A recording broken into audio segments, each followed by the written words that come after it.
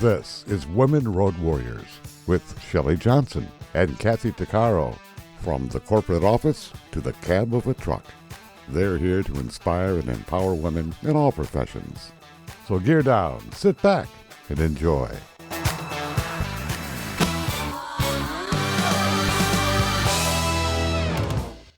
Welcome to Women Road Warriors with Shelley Johnson and Kathy Tuccaro. We're a show that works to inspire and empower women in trucking, in the trades, and every profession. We tackle all kinds of topics and work to encourage women to be their very best with informative guests and women who've been champions. I'm Shelley. And I'm Kathy. No topic is taboo on our rig. We tackle the tough topics along with the not so tough topics. And we like to feature experts and celebrities who can assist women in being the best they can be. Too many women tell themselves it's too late to achieve their dreams or start another career. That's simply not true. Diane Gilman is over 70 years young and is celebrating her most successful years in fashion.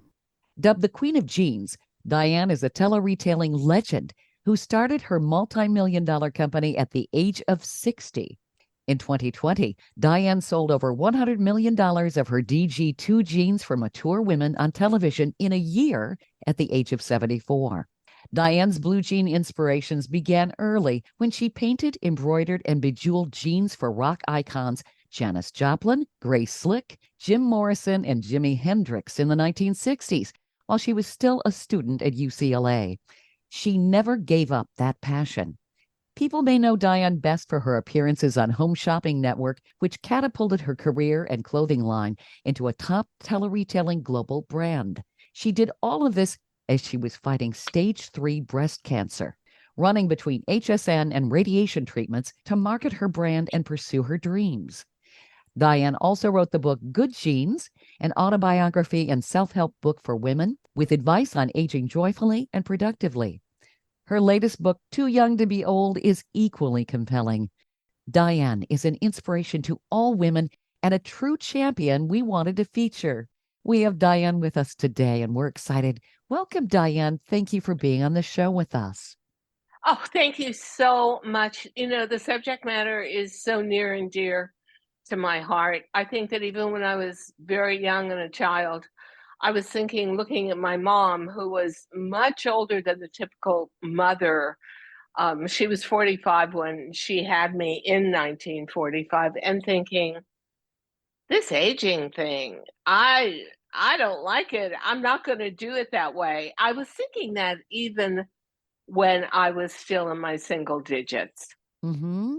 Well, you know, you truly are a superwoman that we can all learn from.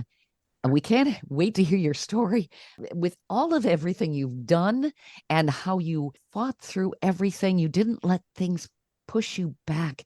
Are you sure Neil Diamond didn't write about you with his song Forever in Blue Jeans? I love your inspiration. So it's great. That's so funny. I actually we wanted to title the book just that, Forever in Blue Jeans, but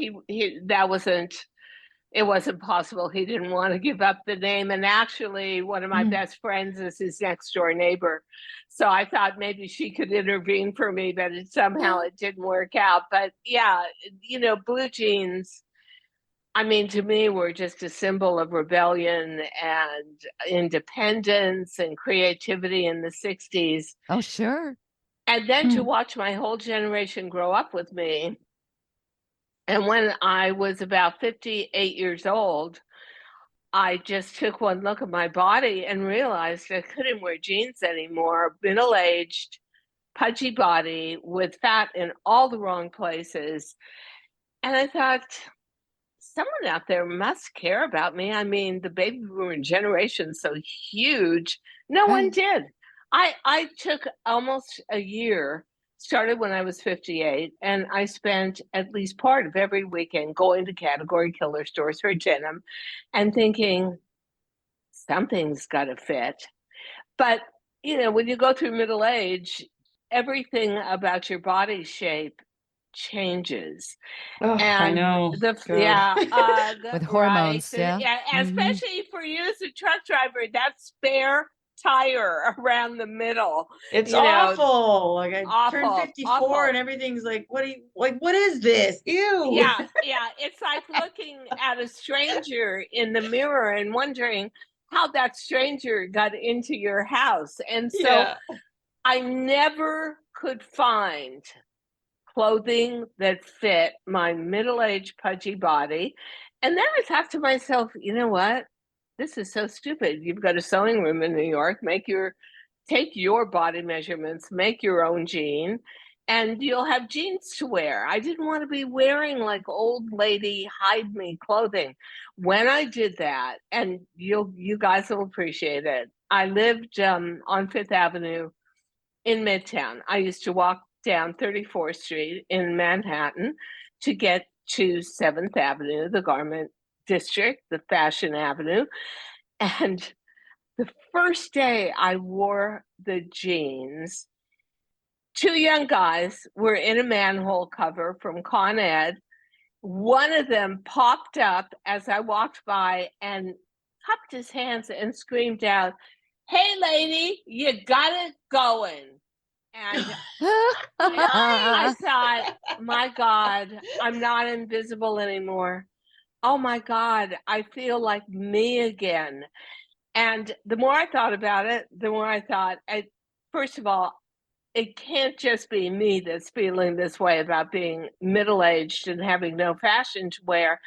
And second of all, shouldn't I be sharing this? And not to be totally altruistic, obviously, I saw a real opportunity there. Now, I was in the fashion industry longer than almost anybody in history. I had done well. I had introduced washable silk to America around 1990, but I had never had that huge hit, like that one hit song that immortalizes you.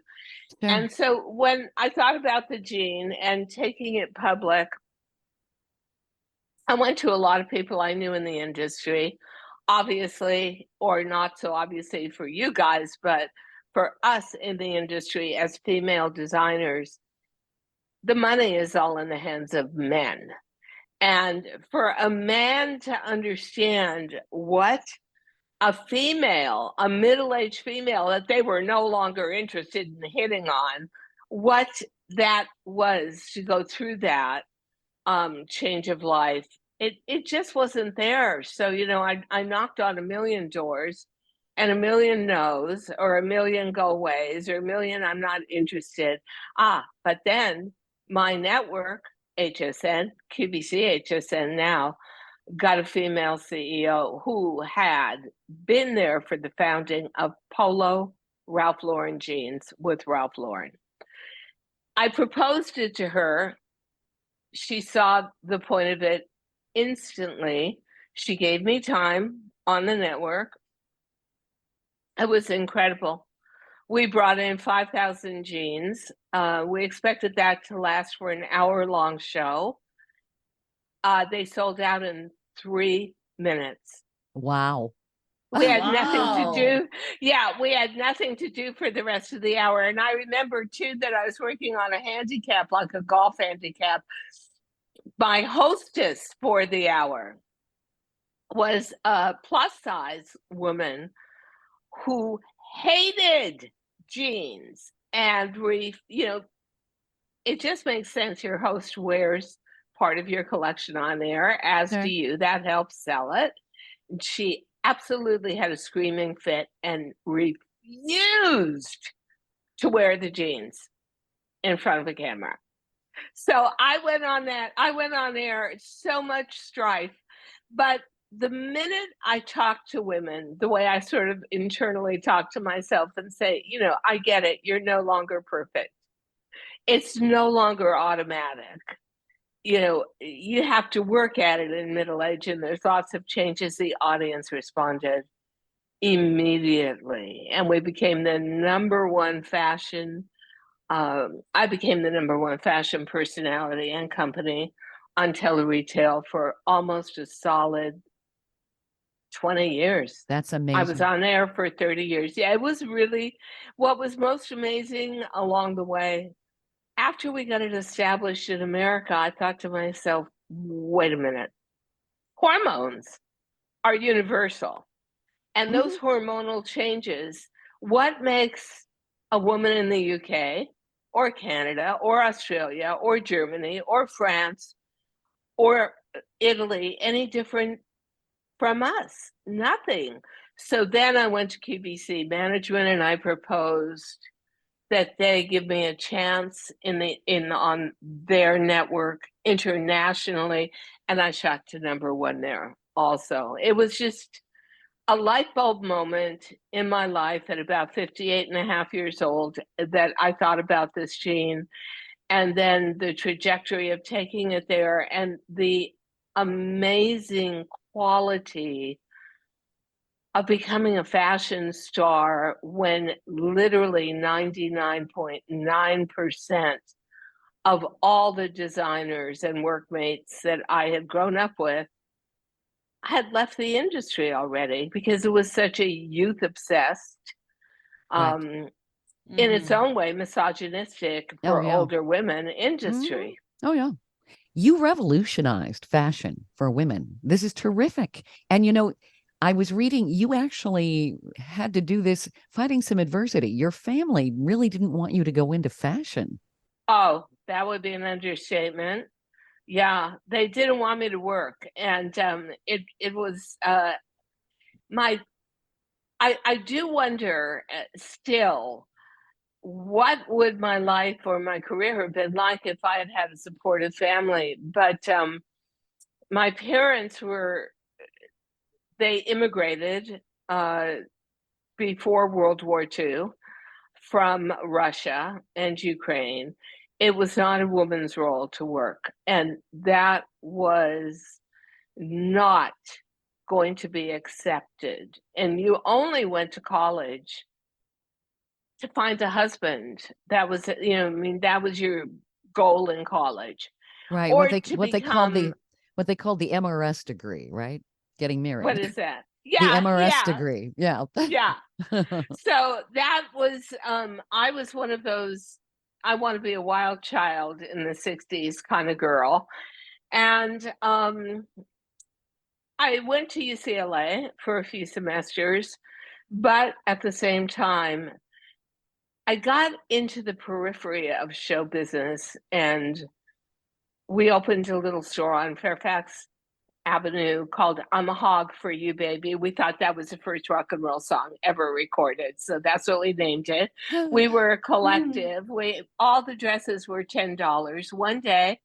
And we were right across the street from Katz's Delicatessen, which was the ultimate hangout, celeb hangout. One day, a white Rolls pulled up, white Rolls Royce. Out comes Sunny and Cher. Cher doesn't want a pastrami. Sunny does. So she wanders into our little store across the street and literally buys every dress in the store. Wow. Wow. And that was the beginning of becoming an artistic addition to the wardrobes of a lot of musical and rock and roll stars. And I met Janis Joplin at her very first audition on the Sunset Strip when they closed down the Whiskey A Go-Go to just have her come on and perform for like 20 record agents. My boyfriend was a record agent. So I did that for years. I led a very counter to what my parents wanted kind of life. They really disapproved. And I had to make a choice between what I know to this day was my destiny, which was to nurture and forward my talent, although I never saw when I was younger where that talent was going to lead me, which was to forming a huge sisterhood on that you would call a fan base of about 650,000 women on HSN and QVC. But I was also never interested in, $50,000 ball gowns or couture. I wanted to create fashion that hit the heart of a mass audience. That was always my Mhm. fascination. Sure. And unlike most designers, it just took me a lot longer to get there. It was pretty amazing to be on that trajectory at 59, 60 years old, and to actually have my best business year in my history at about 75 years old. Mm-hmm.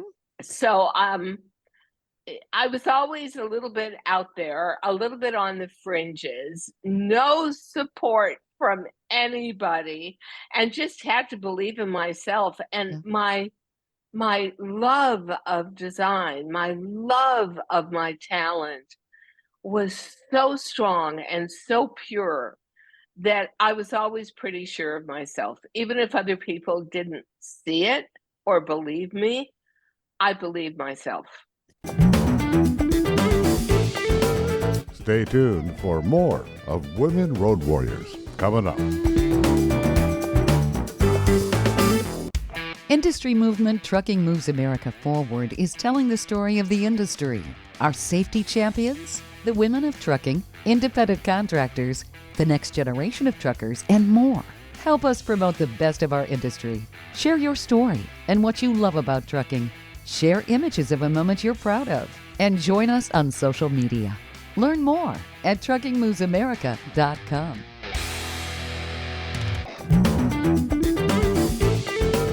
Welcome back to Women Road Warriors with Shelley Johnson and Kathy Tuccaro. We're talking with world-renowned women's fashion designer Diane Gilman. She's a tele-retailing legend who sparked a denim revolution for women with DG2 jeans.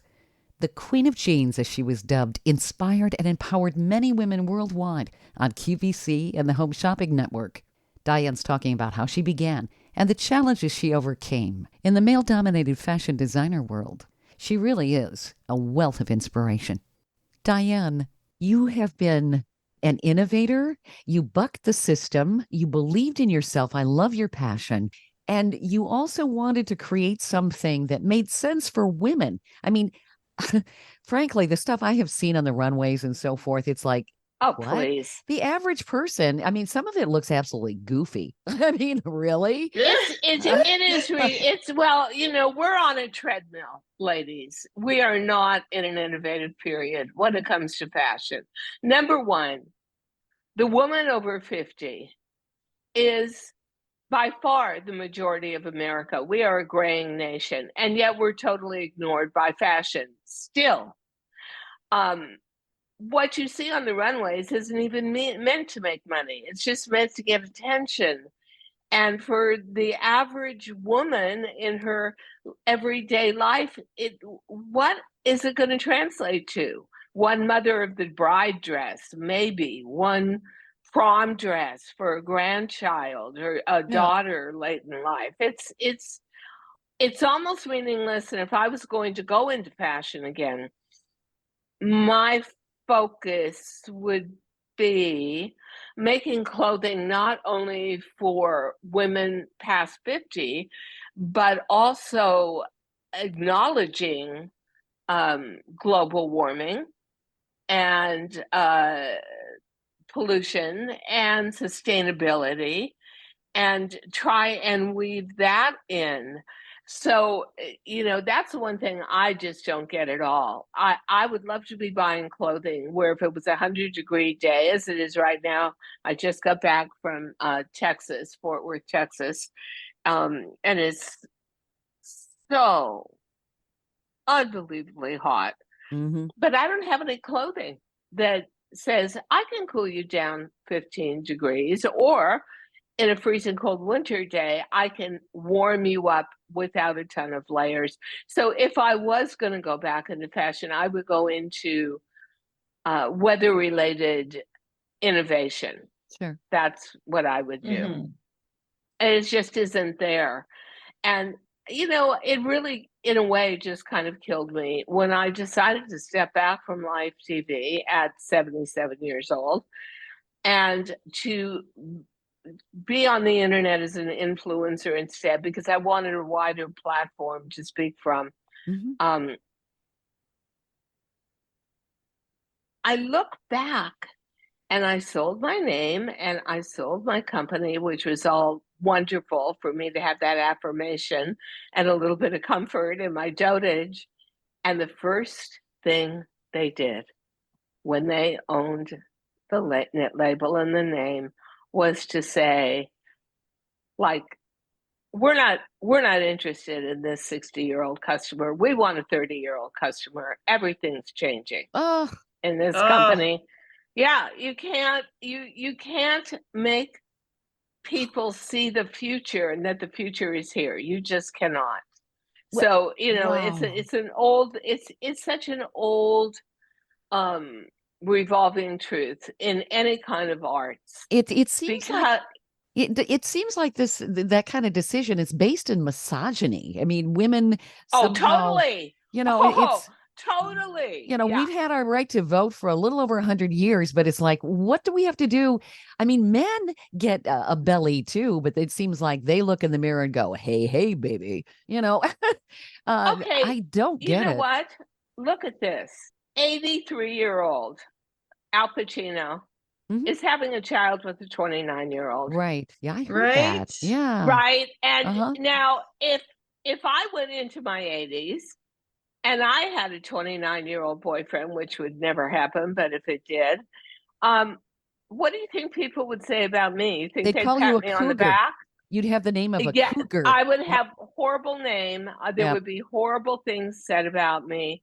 It Mhm. wouldn't even nearly be worth it to Mhm. even try that. So that misogyny, as a matter of fact, I did sell my company to a male dominated company. And you're absolutely right. No respect for the customer base. And, Mhm. you can't force people to see the truth. And people want you, or they want to control you, or get a grip on you for what you have, not realizing that if they change that, they're going to have bought nothing. Yeah, But exactly. having talent, and I will say that knowing people that are on Broadway, knowing people that are in the music industry and actors, talent is such an ephemeral quality that it makes people that invest money very nervous because they want something concrete. And I'll use the word concrete deliberately because, it's like holding a butterfly in your hand. If you hold it too tightly, you smash it and it dies. And if you hold it too Mhm. loosely, it flies away.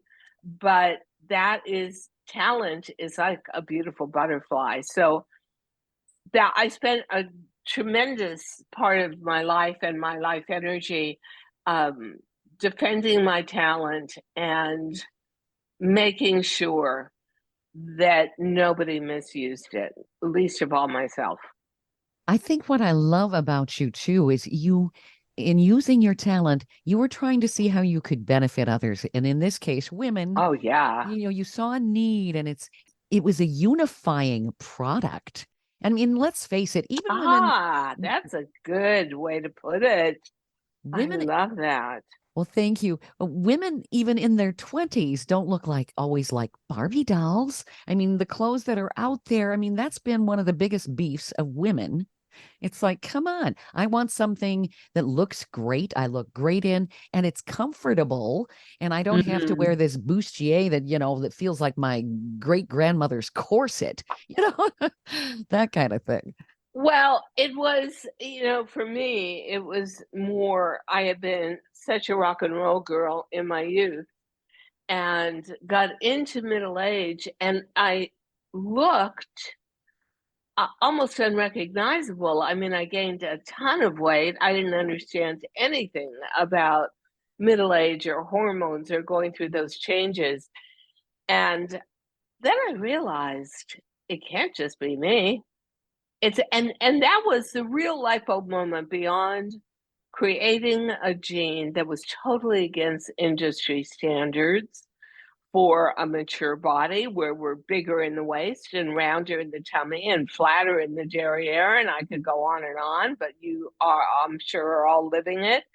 The industry wanted no part of it, and even when we were doing $100 million a year at retail, and the biggest thrill perhaps taking it to Europe and all those major European countries like Italy, and seeing that women immediately, the minute you said to them, I've got a gene dedicated to you and a middle-aged body and nothing to be ashamed of and everything to celebrate, and here's a way to celebrate in style. The response was meteoric, just meteoric. At one point, I was #1 for QVC and HSN everywhere in the world that they had a studio.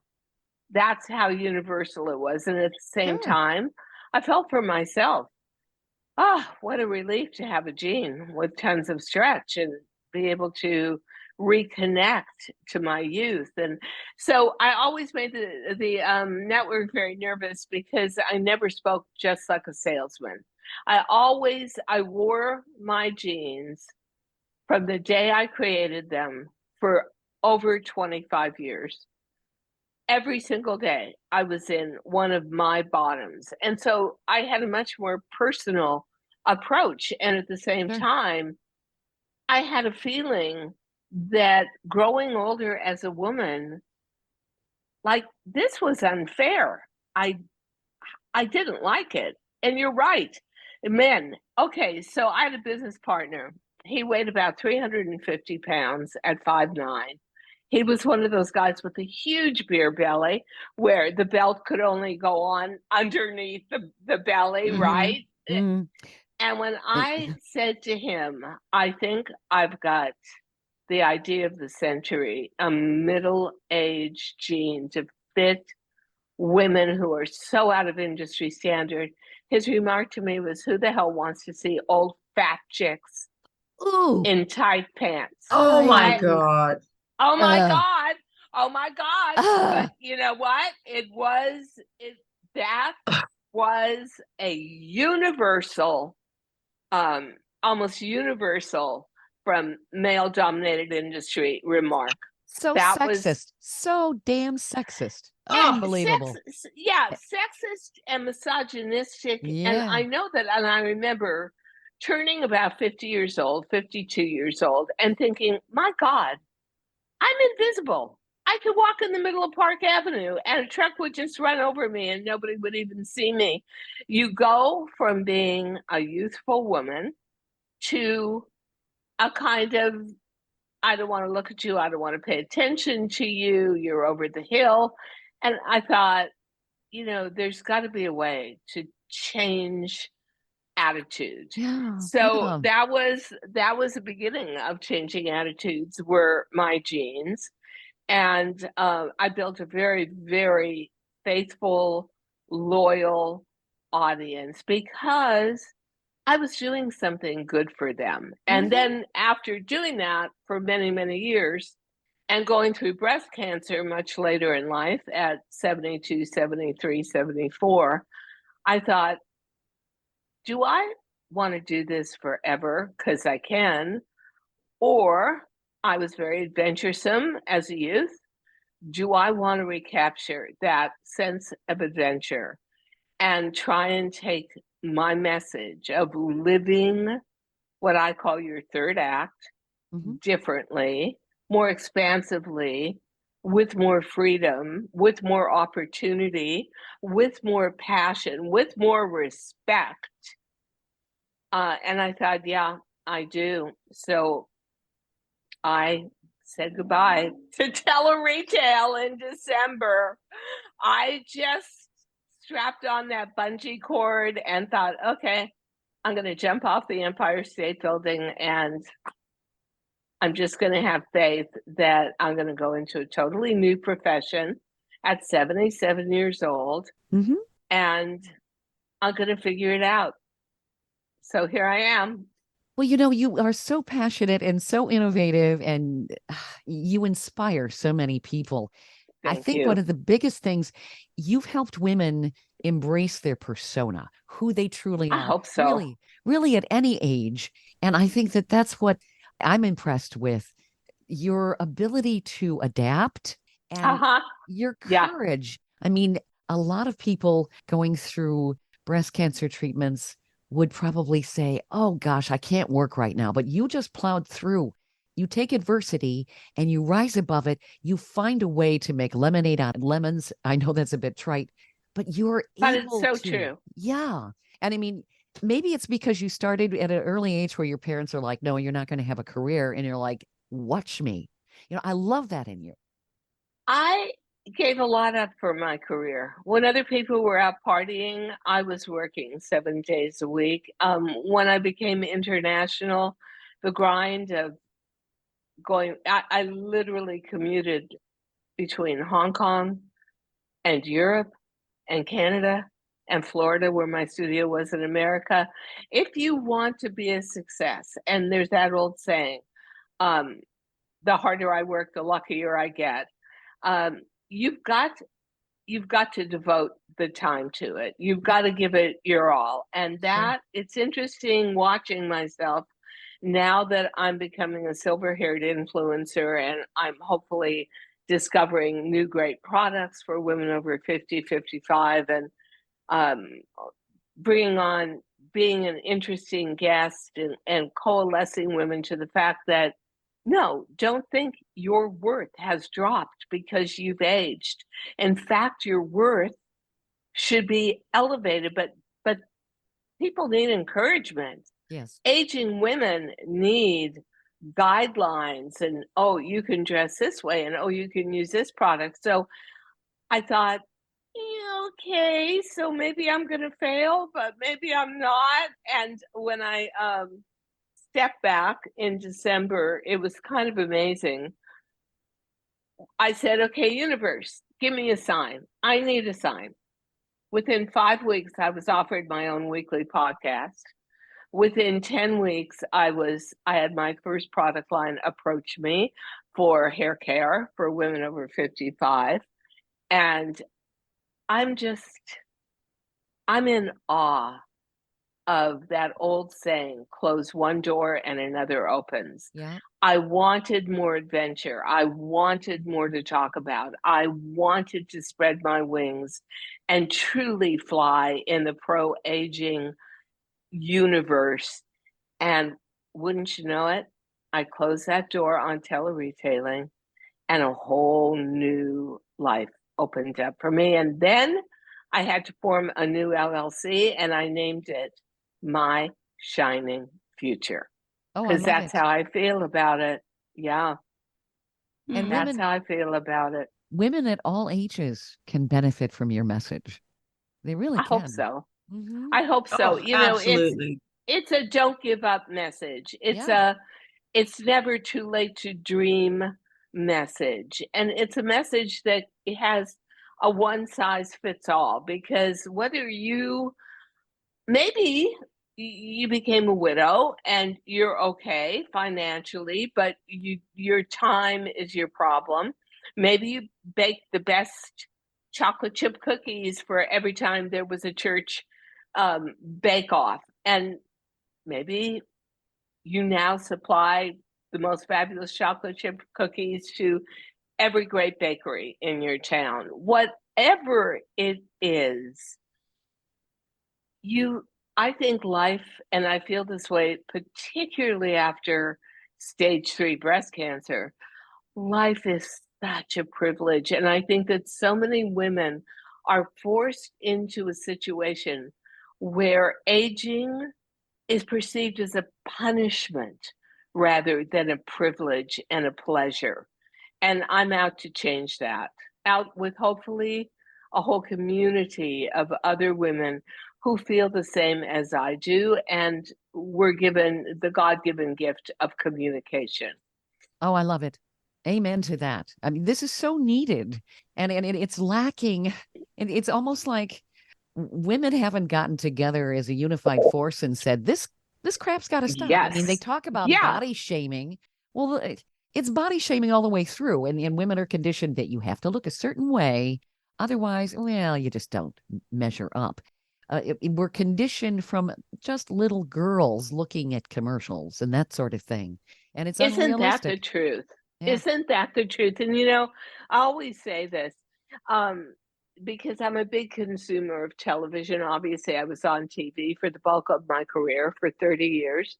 And always say, if I was a little kid, let's say I was 4 or 5, and my parents still had cable TV, which I do, what would be my vision as a child of old age? It would be horrible.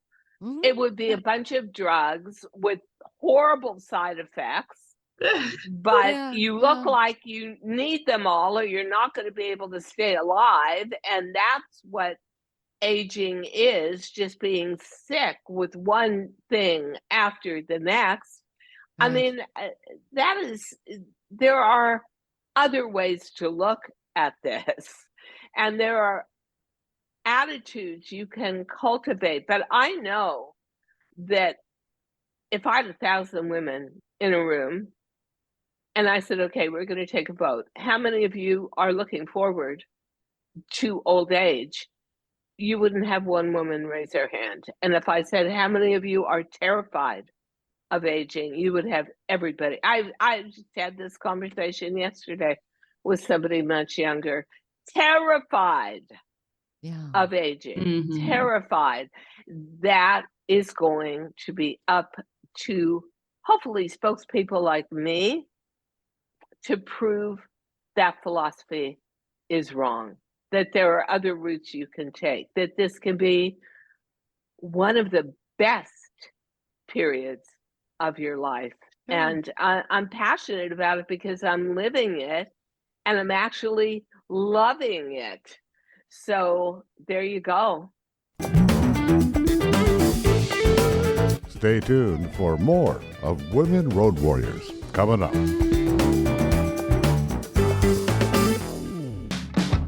Trucking Moves America Forward, or TMAF, is building a positive image of trucking by telling the story of the hardworking drivers and industry professionals who support the industry. And you can be a part of it. Learn more about TMAF and how you can join and be a part of the industry movement working to build a strong image of trucking by visiting TMAF's website at truckingmovesamerica.com.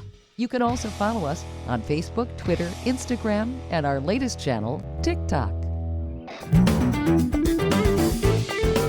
Welcome back to Women Road Warriors with Shelley Johnson and Kathy Tuccaro.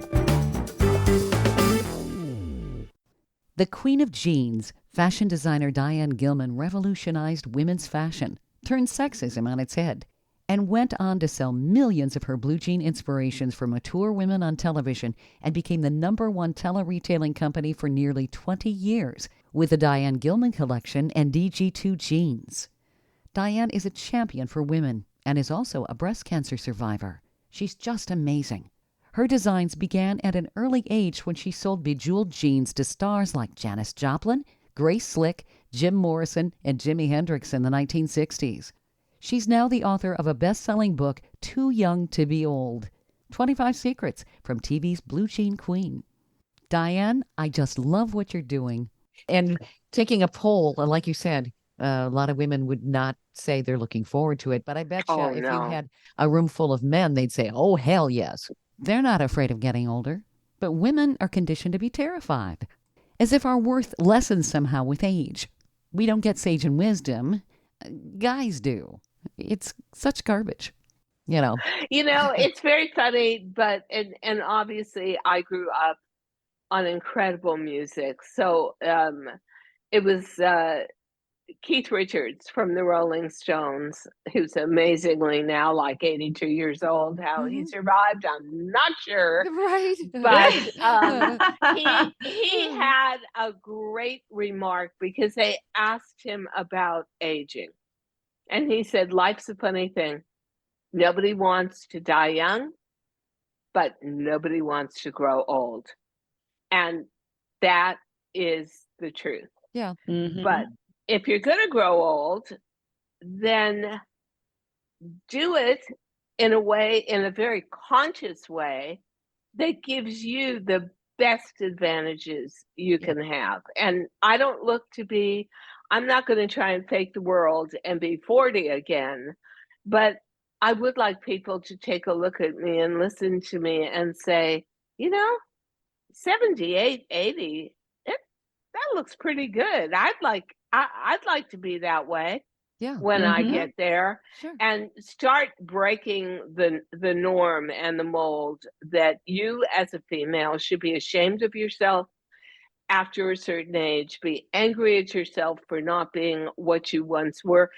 Ladies, part of the problem is we don't have any role models to follow. I mean, only recently in the Oscars did we get a 64-year-old Michelle Yeoh winning Best Actress, a 65-year-old Jamie Lee Curtis winning Best Supporting Actress. The other who's up for Best Actress was Angela Bassett at 65. I mean, that was unheard of a few years ago. Look at Martha Stewart. I share a blow dry guy with her. 81 years old on the cover of Sports Illustrated. Yay, Martha, go Martha. Right. So, I leave you with this philosophy, unfortunately, but we are a free-wielding society, and follow the money.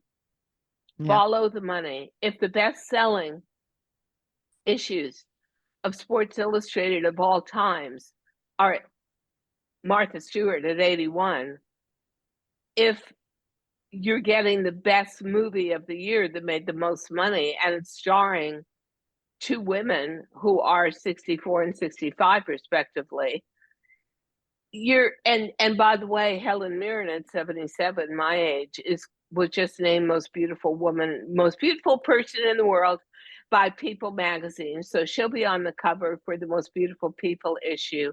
We're starting.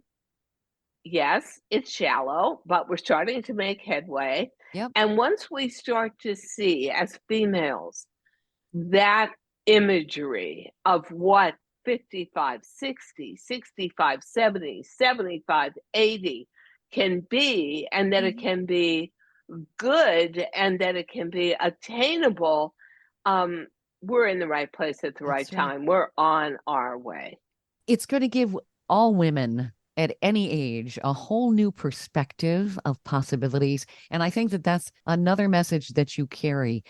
Oh, yes. You have passion, and you help people when they doubt themselves, I think. Most definitely. I'm going to say this. Listening to you, you have inspired me to continue on with what I've been meaning to do, because I'm a heavy equipment operator for the last 10 years. And it's time to exit that and do something else. And I wanted to start a line of kind of like of work gear, but geared for for women. And I don't know nothing about business. I don't know nothing about marketing. I don't is it even gonna sell? But I know that because I went on TV for this game show called Let's Make a Deal in November. And I went as designer minor. I'm rebranding myself, right? Because I'm the only one that has bling in mining equipment.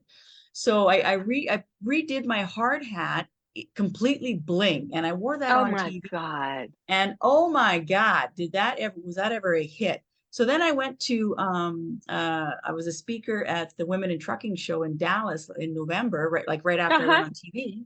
And my hard hat, which is all blinged out, every woman there was walking by my booth wanting a picture with my hard hat.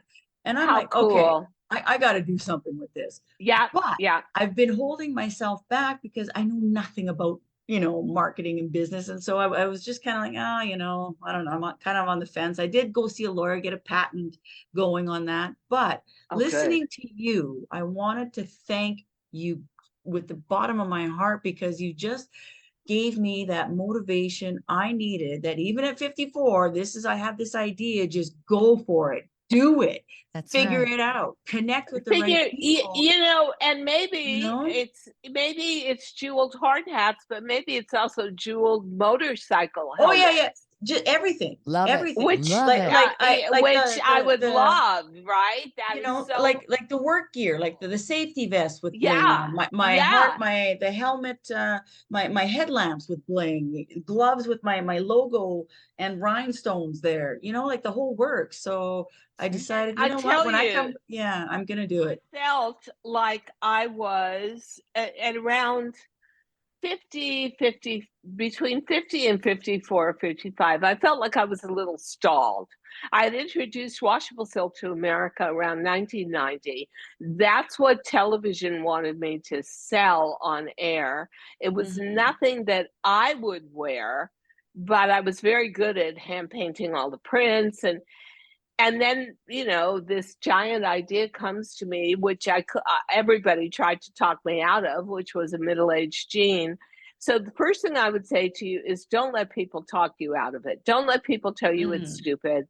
And I love nothing better than a niche business. My business was a niche business. It focused headlights on a particular age group. Yeah. And it didn't take a lot of financial investment to make that first jean and make those first prototypes. But now I'm in social media and YouTube, and guess what? I can barely answer an email. I mean, I am the most non-tech person alive, but I felt 30 years on air. I gained some communication skills. I've got a passion. I've got an idea. And I think it's going to help people. And I think that a lot of beauty brands and stuff will come to me to have me represent them. And that'll help me at least just break even. Sure. So don't let not understanding get in the way of a great idea. Don't let, oh my God, what am I doing? I'm crazy, get in the way. And most importantly of all, don't depend on other people to tell you what a great idea you have, because maybe your idea is so unique that very few people have thought of it, and their brains need a while to percolate it. Sure. So that is my advice, is depend on yourself. In your heart of hearts, that gut instinct that says, yeah, I've got something here, and pursue it. Yep. Amen. Yep. Stay tuned for more of Women Road Warriors coming up.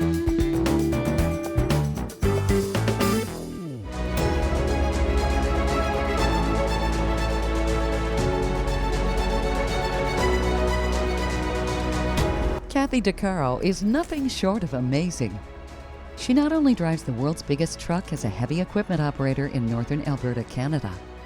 She's an international motivational speaker and the author of Dream Big, an autobiography about overcoming a lifetime of trauma and abuse that led to dreams of success.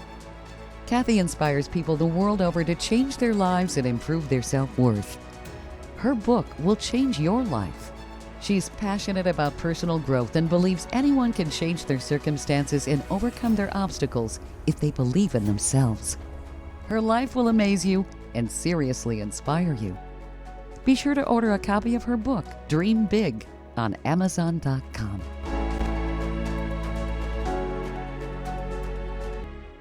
Industry movement Trucking Moves America Forward is telling the story of the industry, our safety champions, the women of trucking, independent contractors, the next generation of truckers, and more. Help us promote the best of our industry. Share your story and what you love about trucking. Share images of a moment you're proud of. And join us on social media. Learn more at truckingmovesamerica.com. Welcome back to Women Road Warriors with Shelley Johnson and Kathy Tuccaro. We're talking with world-renowned women's fashion designer Diane Gilman. She's a tele-retailing legend who sparked a denim revolution for women with DG2 jeans. She also introduced washable silk garments to the world in the Diane Gilman collection. Diane's a true champion for women, and has been talking about how women can be their own champions and not let loose of their dreams or their goals, no matter what anybody else says. Diane, where do people find you? You've got some great books. I mean, all of this, you're going to inspire so many people. Oh, thank you. The books are on there. First book was Good Genes, as in a play on genes, not genetics. And the second book, Too Young to Be Old, is a chronicle of my life and all the times that I have climbed the Mount Everest of life, including stage 3 breast cancer, and actually would never have given up one of those challenges.